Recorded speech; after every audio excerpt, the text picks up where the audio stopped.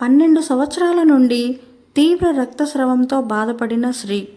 ఆడవాళ్ళు 3 రోజులు రక్తస్రావం వస్తేనే ఆ నొప్పిని తట్టుకోలేరు కదా. అలాంటిది బైబిల్లో చెప్పబడిన ఆ స్త్రీ ఏకంగా 12 సంవత్సరాలు తీవ్ర రక్తస్రావంతో బాధపడింది. ఆ స్త్రీ గురించి బైబిల్లో మనం మత్తయి సువార్త మరియు మార్కు, లూకా సువార్తలలో చెప్పబడింది. ఆ కాలంలో ఉన్న ఆచారాల ప్రకారం అటువంటి వ్యాధి ఉన్నవారిని సమాజంలో ఎంతో అపవిత్రులుగా చూసేవాళ్ళు. ఆమెను ఎవరు కూడా దగ్గరికి రానిచ్చేవారే కాదు. కాబట్టి ఆమె సమాజానికి, దేవాలయాలకు చాలా దూరంగా ఉండేది. ఆమె తన తీవ్ర రక్తస్రావం బాధయే కాక చాలా ఒంటరితనాన్ని, అంటరానితనాన్ని కూడా అనుభవించింది. తనలో తానే బాధను పంచుకునేవారు కూడా లేక చాలా కృంగిపోయింది. ఆమె ఈ రక్తస్రావాన్ని తగ్గించుకోవడం కోసం ఎంతోమంది వైద్యులకు తనకున్న ఆస్తిని మొత్తాన్ని ఖర్చు చేసింది. అయినప్పటికీ ఆమె ఆరోగ్యం బాగవలేదు. రోజురోజుకు మరింత క్షీణిస్తూ వచ్చింది. అప్పటికే ఆ సమయంలో యేసుక్రీస్తు గలిలయ ప్రాంతమంతటా సంచరిస్తూ ఎన్నో అద్భుత కార్యాలు చేశాడు. చూపు లేని వారికి చూపును కలగజేయడం, కుష్టి వ్యాధిగ్రస్తులను స్వస్థపరచడం, ఇవన్నీ చాలా అద్భుత కార్యాలు చేస్తూ ఉన్నాడు. ఇవన్నీ కూడా ఆ స్త్రీ ప్రజల ద్వారా విన్నది. ఆమె వినగానే ఆమెకు యేసుక్రీస్తు గురించి నమ్మకం కలిగింది. నన్ను ఆయనే బాగు చేస్తాడు అనే పూర్తి విశ్వాసంతో బలపడింది. అదే సమయంలో ఒకరోజు యాయిరు అనే సమాజ మందిరపు అధికారి యేసుక్రీస్తు దగ్గరకు వచ్చి, నా 12 ఏళ్ల ఒక్కగానొక్క చిన్న కుమార్తె చనిపోయే దశలో ఉంది, ఆమెను బ్రతికించమని యాయిరు యేసుక్రీస్తు పాదాల మీద పడి వేడుకుంటాడు.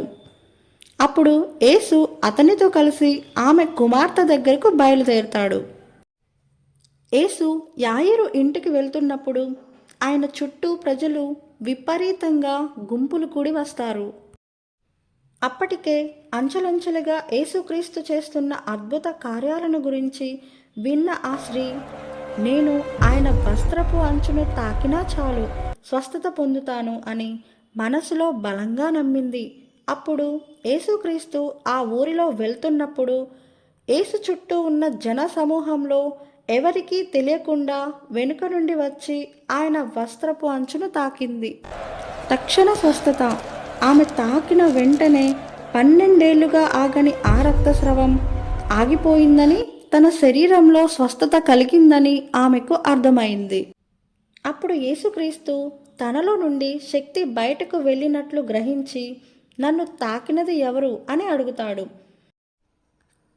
తన చుట్టూ అంతమంది జనం కిక్కిరిసి ఉన్నా ప్రత్యేకంగా తనను తాకిన వ్యక్తి గురించి ప్రశ్నిస్తాడు. అప్పుడు ఆ స్త్రీ భయంతో వణుకుతూ యేసు దగ్గరికి వచ్చి అందరికీ నిజం చెప్పేస్తుంది. అప్పుడు యేసుక్రీస్తు ఆమెను గద్దించకుండా ఎంతో ప్రేమతో ఇలా అన్నారు, కుమారి, నీ విశ్వాసము నిన్ను స్వస్థపరచెను, సమాధానము గలదానవై వెళ్ళుము అని. ఈ సంఘటన జరిగిన తరువాత యేసుక్రీస్తు యాయిరు పిలిచిన ఆమె కుమార్తె దగ్గరకు వెళ్తూ ఉంటాడు. అయితే ఆమె ఈలోపే చనిపోతుంది. ఆ 12 సంవత్సరాల చిన్నారిని కూడా యేసుక్రీస్తు మరలా తిరిగి బ్రతికిస్తాడు.